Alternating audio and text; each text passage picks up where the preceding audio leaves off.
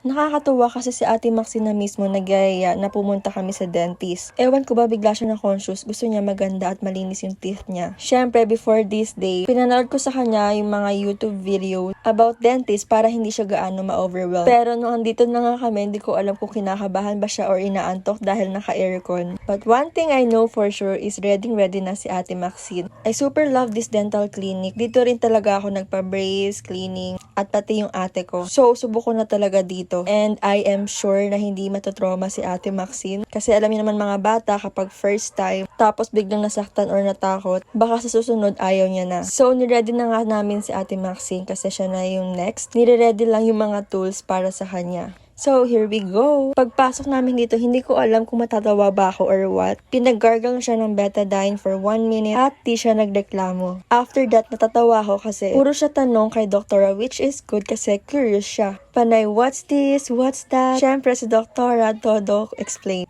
At yun na nga, no-convince na siya. My Ate Maxine is super brave. First time niya pa lang, so cleaning and pasta na agad. Magaan din talaga yung hand ni Doktora. So far, wala namang awi. At ito na nga yung mga dirt na nakuha. Oh my God. And here we are as a supportive parent. Syempre, after nun, tuwan-tuwa sa Ate Maxine kasi alam niya sa sarili niya na malinis na yung teeth niya. Pero ang akala niya magkakaroon siya ng instant teeth sa upper part. Tapos, binigyan siya ng reward ni Doktora, diba? Ang taray. Syempre, ang Ate Maxine mo, tuwan-tuwa, ang nahirapan mamili. Pero itong activity book, yung pinili niya. After that, nag-mall kami kasi deserve namin ng ramen. Oh my God, ang sarap.